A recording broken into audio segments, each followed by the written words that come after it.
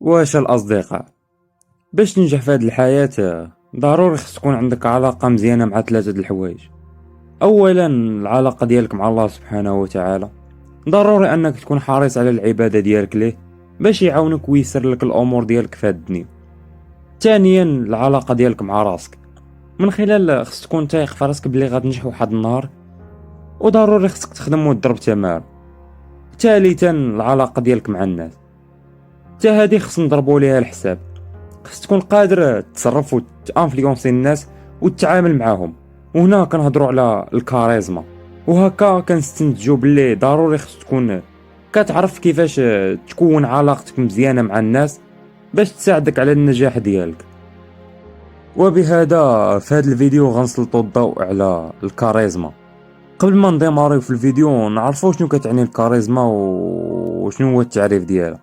هي واحد الشخصية كتكون مكتسب فيها شي سمات متميزة اللي كيخليوك قادر تجذب ليك الناس لطريقة تفكيرك ولا لعقليتك، وتكون كتعرف تأثر عليهم بشخصيتك.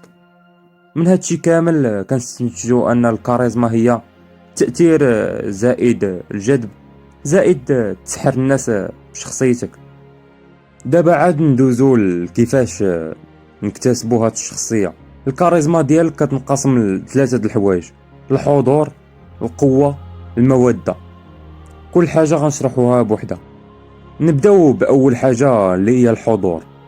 الحضور ديالك بحال واحد الطاقة اللي كيحسوا بها الناس منين كيكونوا معاك، وما كيحسوش بها مع شي واحد آخر من غيرك. وباش تعطي الناس هاد الانرجي خص تكون كتقن فن الانصات.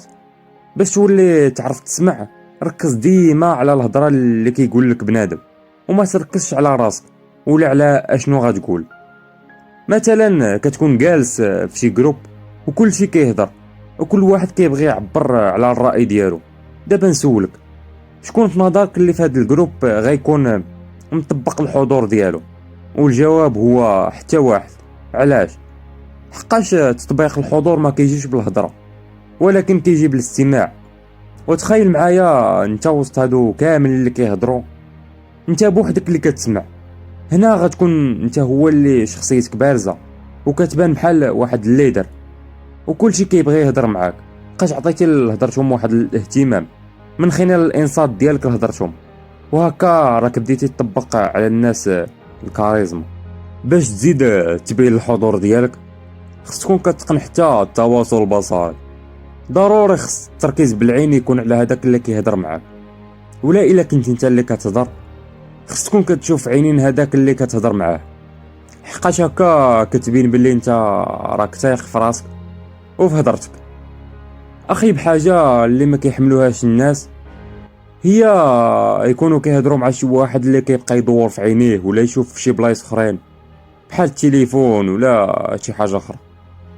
هنا كيبين بلي راه ما مهتمش لهضرتهم، وكتخليهم يفقدوا التركيز ديالهم معاك وما كيرتاحوش ليك. باش تطبق الحضور ديالك الكامل خص ضروري تقن هاد جوج د الحوايج. ندوزو دابا للجزء الثاني ديال الكاريزما واللي هي القوة. هنا كنهضروا على قوة شخصيتك. باش تعرف تتصرف بها غنعطيكم واحد 4 د البلانات. اولا بعد من الافكار السلبية مع راسك ومع الناس. ما تدويش على راسك بالخايب، وايضا خص تكون ايجابي مع الناس. الناس لا واعيا كينجذبوا الاشخاص اللي كيهضروا بايجابيه، بحال واحد نقطه ضوء في المجتمع ديالهم كيبغيو يهضروا معاه باش يحفزهم. وهكا خص تكون ضروري تهضر بايجابيه.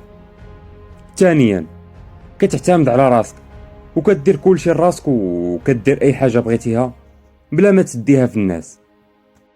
ثالثا ضروري خص تكون تايق في القدرات ديالك في هذه الحياه وعارف راسك بلي راك قادر توصل لداك الشيء اللي باغي. اخر حاجه واللي هي كتعرف تهتم براسك وبالمظهر ديالك. خص تكون عاني بحالتك، خص تكون ضروري كتهلا في راسك. خصنا نكونوا متفقين على واحد الحاجه، باللي الناس كيحكموا على الناس من المظهر ديالهم.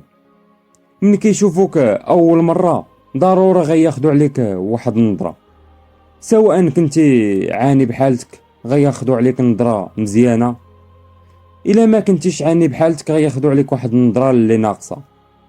ومن الافضل انك تكون كتعنى بحالتك باش هكا ديما تخلي عند الناس انطباع واعر عليك.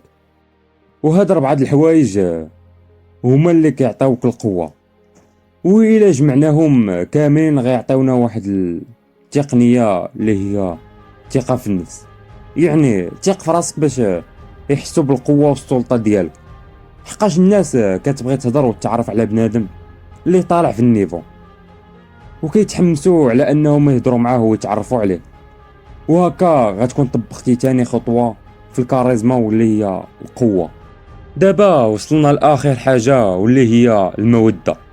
خص تكون كتعرف كيفاش تحسس الناس بشي حاجة زوينة معاك، وانك تكون خصيم معاهم كما كنقولوا، من خلال تفهم الناس.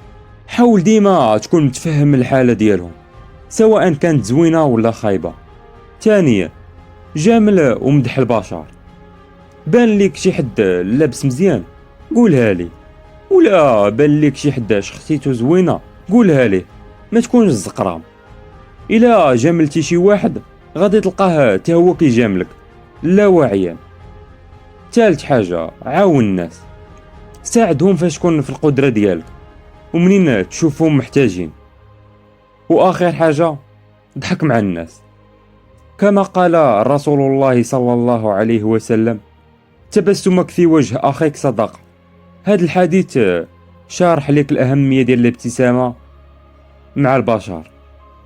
وهكا غتكون طبقتي أهم البلانات باش تحقق واحد الكاريزما في شخصيتك، وتكون كتعرف تأثر على الناس وتخليهم يبغيوك، وتكون ناجح اجتماعيا مع البشرية. أهم حاجة عندي هي التطبيق كما كنقول ديما، وتكون شخصيتك متميزة. طبق كاع هادشي اللي عطيتك، وفي الاخر غتلقى واحد الريزولطا اللي مزيانه. هكا غيكون الفيديو ديالنا تسالى. تهلاو لي فراسكم ونتلاقاو في الفيديو الجاي.